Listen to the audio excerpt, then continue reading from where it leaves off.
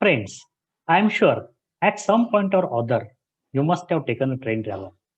Do you recall the website that you have used to reserve your train tickets? It was IRCTC. During your train journey, you might have purchased a bottle of mineral water. Do you recall that brand? It was Rail Neer. Friends, today we are going to talk about the company which provides the product and services as a part of your train journey. My name is Milind, and a warm welcome to you all in this series of fundamental stock analysis. Last week, we talked about Lux Industries. Lux Industries has come up with a stellar set of numbers for quarter 4 of FY21, as well as for the whole financial year of 21. And the stock is up around 50% in just 1 week. Friends, I want to make a disclaimer. The series is for the educational purposes. These videos are not a buy or sell recommendation. The purpose of this video is that I make you aware of the quality companies that you can further study, you can further research for your investment purposes. It is expected that you do your own research, consult your financial planner, and then buy or sell the stock, based on your risk and financial profile. So friends, let's talk about the company that provides the product and services as a part of your train travel. And the name of the company is IRCTC. So let's talk about this company, IRCTC, Indian Railway Catering and Tourism Corporation Limited. As a part of agenda, we're going to talk about the company, its product and services, moat, management, future growth levers, its competitors and challenges, financials, key ratios, qualitative analysis, and summary. And towards the end, we will see is company a worth investment. So let's talk about IRCTC. It was established in 1990s as an extended arm of Ministries of Railways. The purpose of the IRCTC was to upgrade and professionalize catering and hospitality services in the Indian industries, in the Indian railways, to promote domestic and international tourism, development of budget hotels, special tour packages, global reservation systems was, the objectives behind the formation of IRCTC. Today, it has become a one-stop solution for travelers. Maybe it catering, maybe it travel and tourism, maybe it internet ticketing, or a packaged drinking water. Friends, IRCTC brought its IPO in 2019. The IPO was listed on 14th of October 2019. The IPO price was 320, and the listing itself was at rupees 640. So on the day itself, IRCTC stock got doubled on listing. Today, its market price, the stock price is around 1900.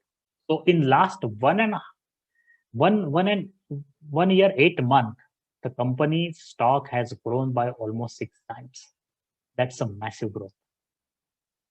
So let's see what are the different line of business that IRCTC is operating into.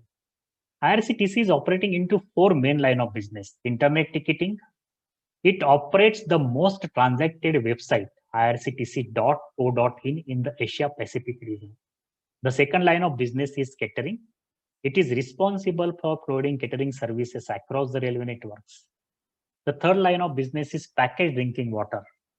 It is only authorized entity to provide packaged drinking water at railway stations and trains in India.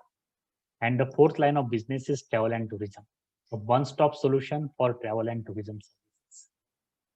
So let's deep dive into each of this line of business and let's understand what kind of revenue share it has, what kind of profit share it has. So if you see in the FY20, the financial of FY20, the internet ticketing revenue was around 27%. The catering revenue was around 46%. Catering contributed almost 1,044 crores of revenue. Internet ticketing contributed around 619 crores of revenue. The packaged drinking Water contributed around 222 crores of revenue, and its contribution was around 10% in the overall revenue share. Whereas travel and tourism revenue was around 389 crores, and its contribution to the overall revenue share was 17%.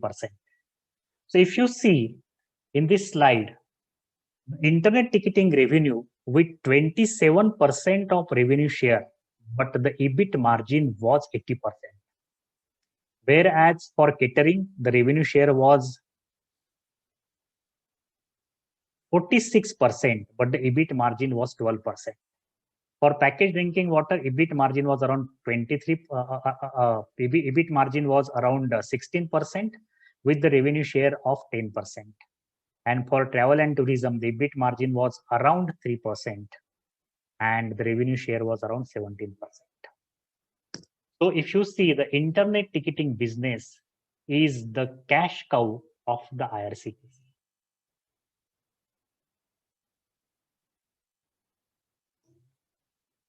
It's the most profitable segment of IRCTC. The revenue share of 27% in FY20 and EBIT share of 70% in FY20. The EBIT margin stands at 80%. One of the most transacted websites in the Asia Pacific region, with the transaction volume of over 25 million, 2.5 crores per month, and around 5.5 million logins. It means that around 55 lakhs logins per day. It books more than 8 lakh tickets a day in FY20 through its website of IRCTC as well as its mobile app of Rail Connect. It is a dominant market share of 73% in reserved rail tickets.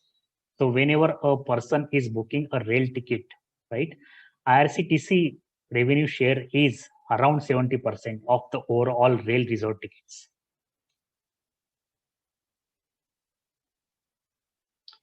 Now look at this slide. If you see from FY20, from FY18 to FY20, right, the revenue CAGR of internet ticketing has grown over 20%.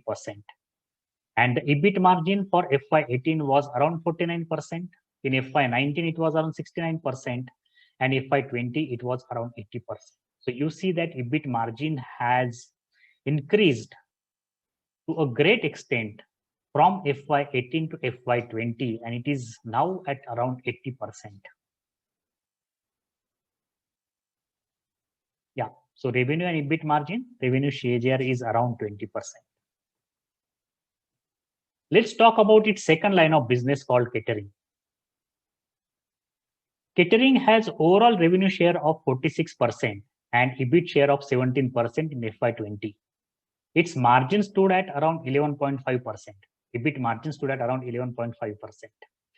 It has various caterings. It has a static catering, it has a mobile catering, and it has a key catering. So the catering services which are offered at railway establishments, which are located at railway stations across the country, comes under the static catering. Mobile catering is something where catering services are provided aboard a train. This train have their own pantry attached to the train, and then the passengers traveling in the train are served the catering. These are the mobile catering. E-catering, this is another growth emerging segment for the IRCTC. It allows passengers who are willing to pay higher prices for variety options to order food items from partner restaurants. And these partner restaurants pays around 12% commission on order value. E-catering revenue has grown at a CAGR of around 157% from FY16 to FY20. In FY20, e-catering revenue was around 74 crores, and it is forming around 7% of the overall catering revenue. And you can see here, e-catering, there are partners like Domino's, Zoom, Rail Food, Yatri. So these are various brands that are available for passengers to book as a part of their train journeys. The next, and look at this slide now. Between FY18 to FY20, the catering revenue has grown at a CAGR of 20%. In FY20, the revenue was around 729 crores. In FY20, it has now grown to 1,044 crores. The EBIT margin has slightly come down from 17% in FY18 to around 11% in FY20. Let's talk about its third line of business, packaged drinking water. It is only entity authorized by Indian Railways to provide packaged drinking water at railway stations and trains in India. The overall revenue share is 10% and EBIT share of around 8% in FY20. And its EBIT margin for this segment is at around 23.5%.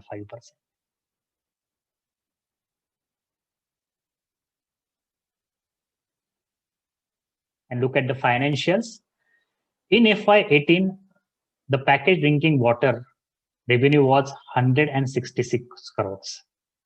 In FY20, it has grown to 222 crores. So there is a revenue CAGR of 15%. The EBIT margin has grown from 20% to around 23% from FY18 to FY20. Now let's talk about its fourth line of business, that is travel and tourism services. It has two segments.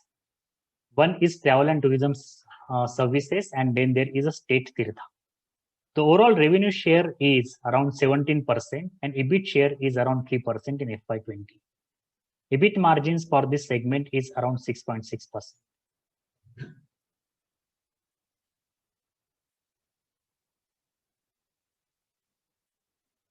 So it caters to various categories. It has domestic tour package, it has international tour packages, air ticketing tour packages. It has tourist targeted tours like Maharaja's Express, Buddhist Special, Golden Chariot. And then it also caters to mass tourism, Bharat Darshan, State Specialist. And it is also in the event management charter, train coaches, etc. Now look at the revenue share. In FY18, the travel and tourism revenue share was around 189 crores. In FY20, it was around 294 crores. The EBIT margin is around 3% in FY20. In state Tirtha, so it is another segment of the travel and tourism section. And in FY18, the revenue was around 210 crores, whereas in FY20, it was around 946 crores. The EBIT margin for FY20 was around 16%. We have divided this video in three parts. The first part, we have seen about the company and its line of business. In the second part, we will further talk about the company's moat, company's competitors, company's management. And in the third part, we will talk about the company's financials, its key ratios, and then we will see if the company is worth the investment. So stay tuned for the part 2 and part 3 in coming days, and like and subscribe to this channel. Thanks.